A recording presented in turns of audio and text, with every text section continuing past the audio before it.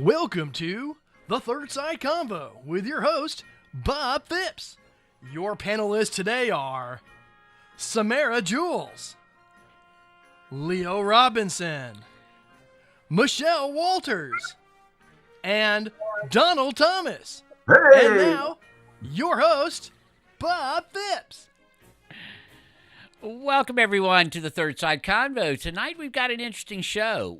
A bunch of us, went out and saw this movie called Am I a Racist? Now, it's by a conservative site, of course, called The Daily Caller, and this guy's made a documentary that's kind of like a comedy. And so what we're going to talk about is we're just going to get everybody's impressions of the film, and can the film help us develop better race relations in the future? Because that's what we all want. You know, most people don't want to go backward, but you have to. You have to recognize what's happened in our history and everything else. But people are trying to do something that is good. Is it the right thing to do? So let's go on and start off right now. Don, give me your opening thoughts on what you thought about Am I Racist, the movie. Am I racist? I think coming from a comedian standpoint, I thought it was brilliantly done. And also, I think it was going to help us out in getting this racism thing done. And I think it's going to help because if you can come from funny, if you can laugh about something, I think it's easier to to make it better for all of us. If you can laugh about something, it makes it a lot easier in life, you know. Well, and Joe Boy certainly was laughing a lot in that movie. There is no question about that.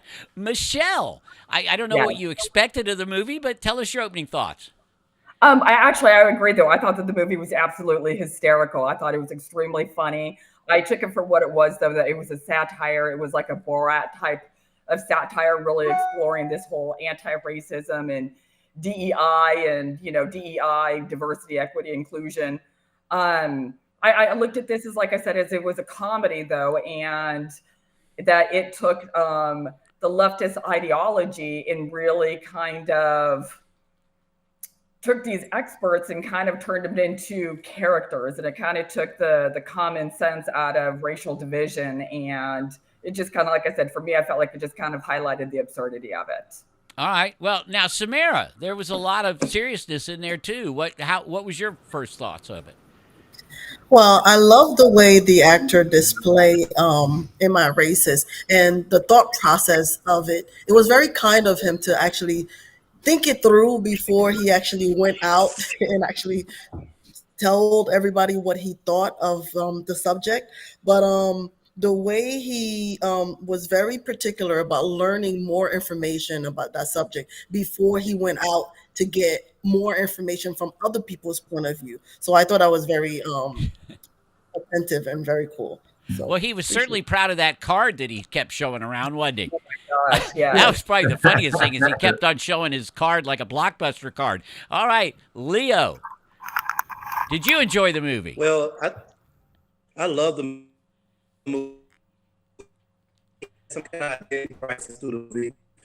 Because he started off at a restaurant and he was looking around and he was confused when the lady waitress, which was a black woman, and he wasn't certain if he should ask for black coffee. And he felt like he was a racist because he was afraid to ask for black coffee. So it was real comical. I think it had a great point to knowing that so many people struggle with, am I a racist in their heart when they only are trying to figure it out. And he brought to light that he can take the walk to find out all the wonders that everyone had about Am I a Racist? So it was an amazing movie, I think. Gotcha. Don, what were the scenes that meant the most to you? Because there were all sorts of different, I guess, people that they interviewed and stuff. But what hit you? I thought there was 2 points that was hitting me. And I always said my philosophy about if something's going to stick around, if somebody's making money off it, it's always going to stick around. And the 2 scenes that hit me the most was the circle of friends of the people that they were charging all this astronomical money to be in this meetings, $8,000, I think it was $30,000, and they were making money off people's problem with racism. And at the same, it improvised more of my suspicion that there's money to be made in racism. And why they're doing that, it's going to stick around. So it's just perpetuating more racism out there in the world because people are making money off it. Are we ever going to get done with it if people continue to try to make money off it? So I'm having a little time speaking here a little bit. I had some dental work done, but I'm getting better. But the whole thing about that scenes were I thought you in the never beginning. sounded better, Don. This is good. Don't worry about it. We can understand everything you're saying. Keep going. Good. And the scenes are making money, and that was funny at the same time where they had the group and he infiltrated the group, and they were talking about they only had 1 or 2 black friends, and he said, "I got 18 black friends," and it kind of messed up the group's dynamics, and it kind of threw the lady off because she was making money off these people. That's what I thought. Gotcha. Michelle, what scenes were the biggest to you? You know what, though? It wasn't the scenes. It was, I like I said, I looked at this whole thing as being like this Borat style type of comic humor. I appreciated that they're bringing light, a very critical issue, a very critical, especially given our political climate right now with anti-racism and, the climate that we're in. I appreciate putting a spotlight on it. It's just unfortunate the spotlight that was put on this is, for me, makes absolutely no relevance on real actual practices that are taking place that are being successful, DEI. I looked at this whole thing as, his personal journey of, satire and finding really truly, just that the far left, ideological people that you could find that aren't really giving a real true representation of the whole, what DEI actually represents and what its purpose is. So you brought up that more than once, the DEI. Samara, what are your views on the whole diversity, equity, and inclusion concept that's going around now? Tell the truth. How do you feel? So I've been in many different worlds where, especially corporate world, where they have to include the diversity and inclusion. They have to include African American into the workplace, but the odds is that it's only 1 or 2 African American compared to maybe 300 people in the office. So I think we're not quite there yet. We're just now. We're not even comfortable conversating about it. So the fact that this movie came out, going to watch the movie was not as comfortable as I thought it would be. Okay. It wasn't as a lot of things was funny, but a lot of things was like kind of awkward. I think the awkwardness came from not being able to speak openly and also being aware of people's feelings and how they would feel about the true feelings about how a black person will feel compared to white person will feel. So the movie brought a little bit of both sides, but not quite yet, not the real world. Yeah, Leo, was it awkward for you? Well, it wasn't as awkward as I would say, but my funniest part is how popular the movie is. I spoke with a couple of friends before I had the show tonight, and I said, "Hey, I'm going to do a show on Am I a Racist?" And they was like, "Really? Is the movie good? What did you learn from it?" And I found out that it is really a big identity crisis in a way, because when he was in the library, he was afraid to pick up a book that said Negro. You remember that part, everybody, right? It's like, should I read this, or am I going to get in trouble for picking this book up?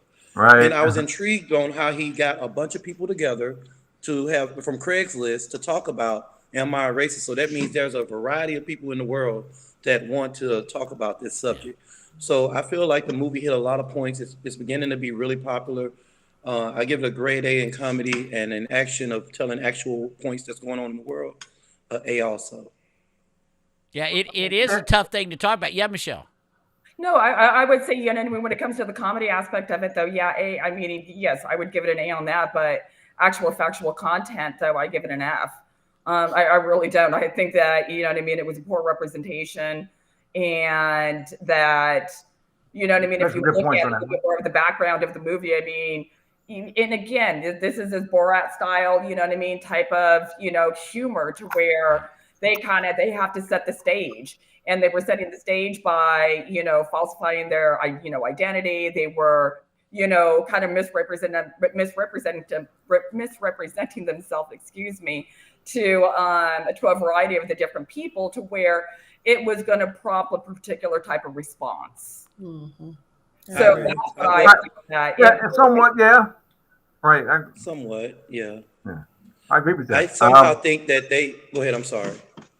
Oh no, I was just saying as the movie, as what she's talking about being as the comedy part or being in comedy. I think Leo, we have a comedy background. There are certain Yeah. privileges in comedy that you can get away with that is okay, then you can't get away with society.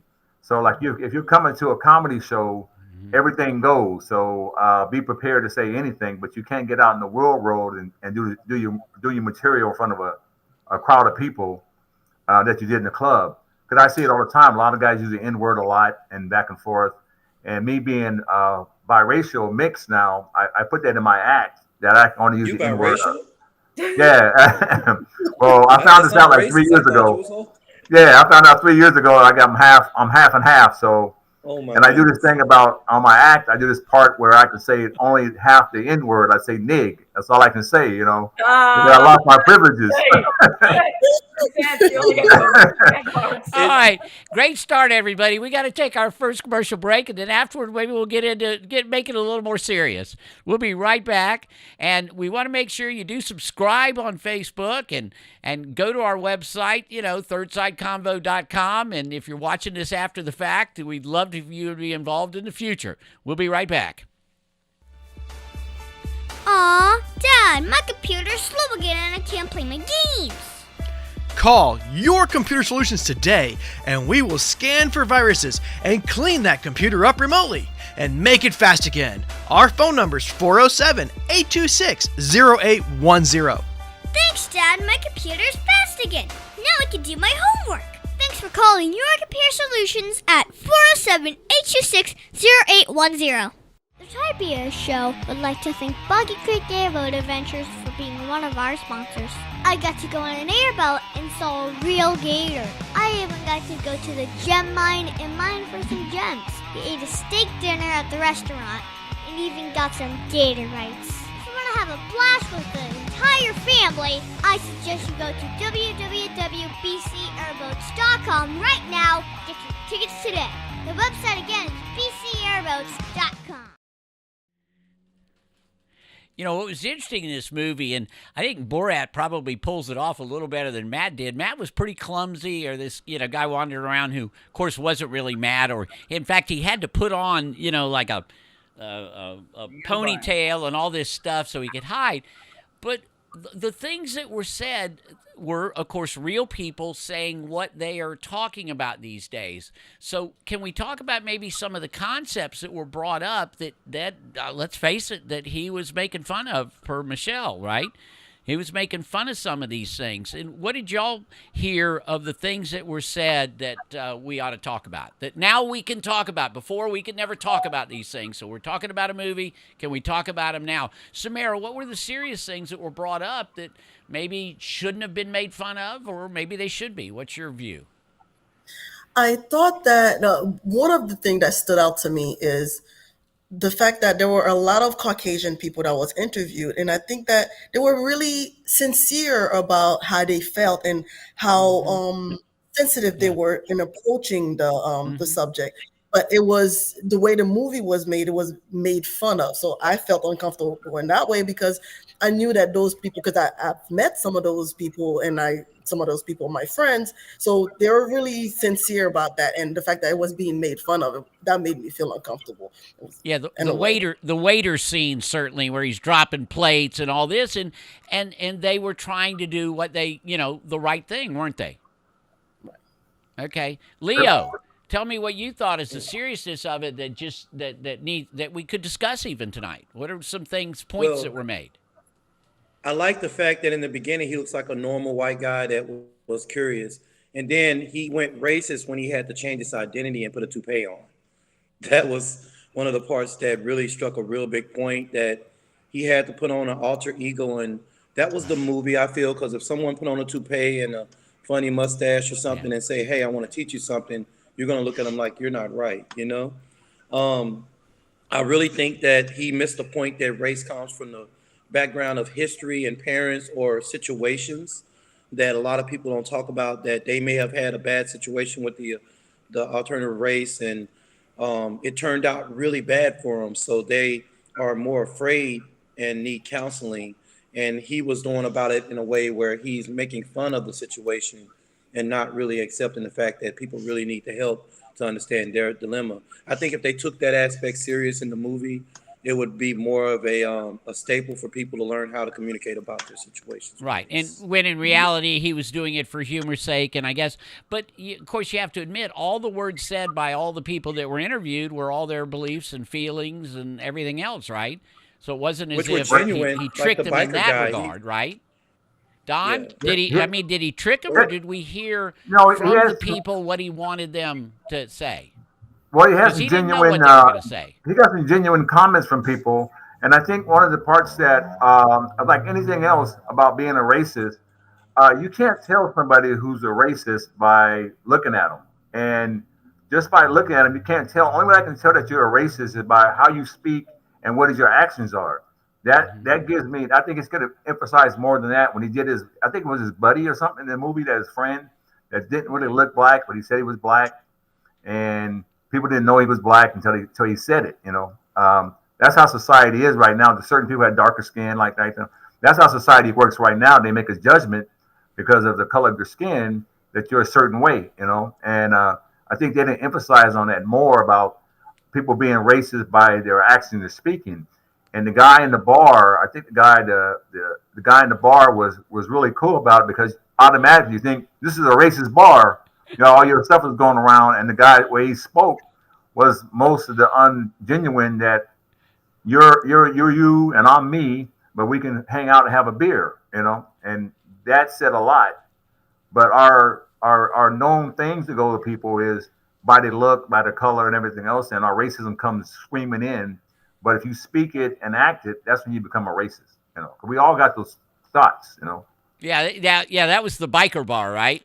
Yeah. Yeah, the biker bar where he was more looking at it from the color blindness standpoint, right? I mean, yeah, kind of more what he was saying, which right now is not necessarily in vogue as much. Samara, color blindness, I guess, just isn't what we're searching for these days, or is it, or should it be? You just muted yourself, dear. Half of the population, I feel like they do look at color, and in a way they feel threatened by that color. Maybe it's because of their background, maybe it's because of their experiences, but the other half, maybe they've been around each other for a long time, so they're comfortable, so they don't see the color coordinate. It's all about situational instead of more, is it about color? It's not really that black and white. Gotcha. So, Michelle, I mean, is colorblindness something we should go for? But that, like I said, is right now is not in vogue. No, it's not. It's not in vogue. But I really, like I said, I appreciate him, touching on it. I do agree, though, what Don had said earlier, though, is being able to sit there and put this in a format of comedy, to be able to have these kind of awkward, uncomfortable conversations, to be able to sit there and approach it, sometimes might be a little bit taboo, and some people not necessarily knowing what they should or should not say. And when and the positives of this movie is through the aspect of comedy that you were able to broach them without it. At least for me personally, I did not, take it as offensive. So I think that he did a great job in that respect. And like I said, I mean, the most important aspect for me out of the movie is just bringing awareness of this. Right. Well, I want to say also another thing that I've noticed as getting older and seeing right now, back in the day, well, even though I was called the N-word a lot coming up in the neighborhood. I grew up in the 60s, and in some neighborhoods, and kids, that name used to sting a little bit. But over a period of time, it doesn't sting as much. No. I've noticed about things that I'm noticing right now. It doesn't sting as much, but it still stings other people. Is how you feel about it, how you care about it. If you give it more power, it's going to sting a lot more. I think over the years we're learning how to not make it sting as much, and realizing that these people on that side they're just ignorant to the fact. Before, you didn't know that, you just got mad all of a sudden. You'd be mad the whole time, and you lost your power because someone else took away from you because they said called you an N-word or something. So I just learned over a period of time, we're learning how to not give our power away to people when they do that to us. And You and could once pay you go me on the thirty other side thousand and get dollars mad to and have. angry, What's You that? could pay me $30,000 to have a dopamine high off of doing a AA meeting on racism. I would appreciate it. right? That's how much they paid in the movie for the young lady to speak about racism in a Exactly. room full of people that were having trauma from being racist. And they want to change. That was a point that I really appreciate, that they wanted to change from being a racist Right. because evidently they grew up with racist parents, or they grew up not knowing how to handle the neighbor, or they're afraid of a black person because of the different types of black people. Some people are afraid of a character rather than a skin color. When we all bleed the same blood, it really, we all have different things going on in our brains. So it's mindset plus bloodline. There's many different dogs. There's also many different races, You and they got it. don't get along Right. either. All right, well, we got to take our next break. So we will be right back after we listen to our sponsors and pay them proper attention. We'll be right back. Corona Cigar Company is your one-stop shop for all your cigar needs. Whether that's a brand new humidor, a box of those new cigars you've been waiting for, a top-of-the-line cutter or lighter, a place to enjoy the finest cigars and spirits with friends, or the only cigars grown right here in the Sunshine State, we've got you covered. Come visit one of our retail locations for the ultimate cigar experience. Visit us online at coronacigar.com. Oak Ridge Gun Range is a family-oriented shooting range that has been in business for over 30 years. They specialize in basic firearm training and offer numerous services such as consignments, gun trades, gunsmithing, and concealed weapon classes. I even got my training for gun safety at Oak Ridge Gun Range. Great customer service, and firearm safety is what they do best. So find out more at oakridgegunrange.com. All right, now let's talk a little bit more maybe about what we might have learned from the movie. Is there anything you heard in the movie or that serious or whatever the case may be, but what did you get out of the movie that maybe you didn't have going into it? Leo, let's start with you. I got that when he gave up on everything that he started, even when he got his DEI card, he gave up trying to assist people when he had everybody ready for him to tell them what he learned after all that training he had. He went through every bit of training he needed to be a great DEI agent. He jumped out of nowhere and said, I'm ready to attack racism, but wasn't sure if he was a racist. So I think that was one of the main points, that he gave up on wearing a toupee and being a different person when all he had to do was learn to be himself, and he'd be considered a human being and not a racist. Of course, I think part of the humor on that, Leo, was I think he took, like a 2.5-hour course to become all of a sudden a DEI expert. Oh, yes, of course. You took a course like you take a mental health course, and then you crashed exactly. everybody else's courses. Yeah, you put that little certificate on the wall, and he got a little plastic card. Don, what did you get out of it? What did you learn from it? Well, I learned, well, not really learned something, but I know it can be racism can be tackled a different kind of way now. That we can get people to hear it differently and hear the other side. And I think if people hear the other side of how we feel, that it should have been more of that, how we feel as black people. How do we feel when that part hits us? When they get called the N-word like that. They could have emphasized more than that, but I think there's a new way that we can actually get it in now, so people can actually hear it. So I was shocked at that part. So I'm like more happy that we can get it that way. That there's a way that we can get it done now better than we had before. So. Yeah, what we need is Am I Racist Part 2, Let's Get Serious, and let's talk about race. Exactly. Samara, what did you get? What was the most important stuff you got out Put a of this woman thing? in the place. So I appreciated the fact that this movie came out to begin with, because it opened up conversation that people otherwise wouldn't bring up, and several different settings at work, at corporation, any different type of corporation, any bar, any family, any friends, they're able to bring out the movie, and that could be a start of a conversation like that instead of awkwardly bringing it up. So I appreciate the fact that it came out like that, and also in a funny way. Kind of like dry funny, but still a funny way, comical way. It's a basis of a lot of different conversation. It's the start of having real conversation on how people really feel about racism and how they will process their thought. At least they have something to start from instead of being in their own mindset, lingering. Right. Michelle. Yes. I mean, my most important aspect, though, from the film is, like I said, I think that it's putting a highlight on having the discussion. I appreciate the discussion being taken place, though, in a format of comedy. I do believe that we've come a long ways in this country, though, with regards to race relations. We have. I mean, I am in a much better position being, a mixed biracial woman today than I would have been 30 years ago or 60 years ago. I mean, we are making great strides, and the next generations that are coming down, past us are going to be even better. And I do appreciate them being able to put a highlight on this discussion. But again, this is not a guide. This is not a guide on solving this. This was a funny satire meant to highlight a very difficult topic and conversation in this country. So that was my most important takeaway. So in his humor that he did, could y'all see where he was coming from of making fun of some of the the anti-racist industry, we'll call it. Don started out with talking about, boy, we should have all done that. We could have, made $30,000 or $50,000, because that was what, if you watch the movie, when they had an expert up there, they had the money. They put up there the money that they were paid to be on the show to talk themselves. So, Samara, did you see that some good points were made by Matt of maybe some of the maybe bad parts about the whole concept itself?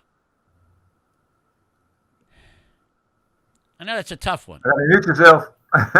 Anybody can jump in on that one. I mean, I'm just... So I didn't think that they took it serious. So I love the fact that he made the point that people were getting paid on this subject.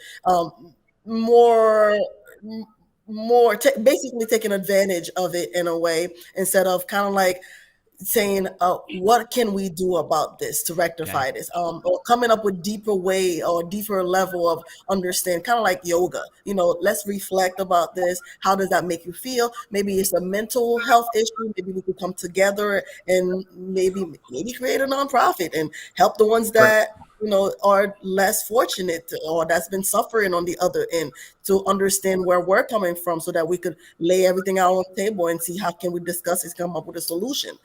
I don't think there was more as a solution the way he was making it. So yeah, it really would. What did y'all think? Let's go on the 30-second clock or 30-second timer here.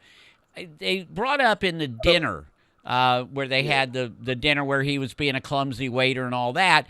They got into where they were just trashing America, right? Yeah. They were specifically saying our country is horrible, okay? No matter all the strides and everything, and, I'm coming from it from a bias, as everybody here on the panel is. But did y'all agree that that's the best way to teach this thing? Let's go around on that. Don, you're on a 30-second timer for this one.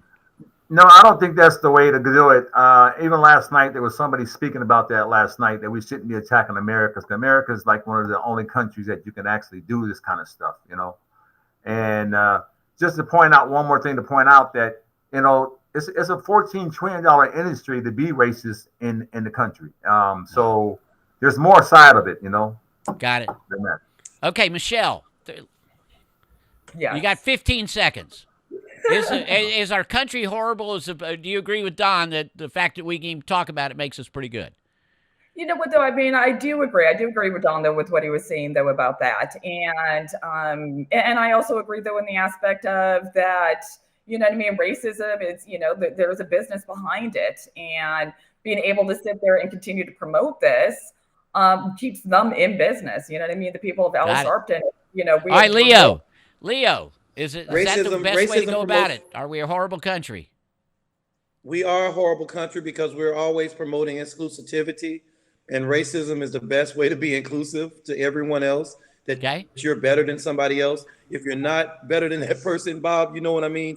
What are you going to tell them? Hey, I believe that you're just like me, and I'm lying in my head. So it's a mental health problem.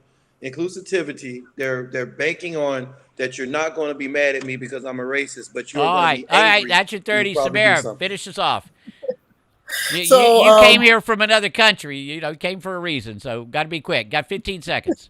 So I do not think that America is bad, but however, I do think there's a lot of law in America in the Constitution that do need to be changed because those laws was based on racism. So as we're changing our mindset and are changing those topics, we need to change those laws. There as you well. go. Excellent, excellent, guys. I really appreciate the discussion tonight.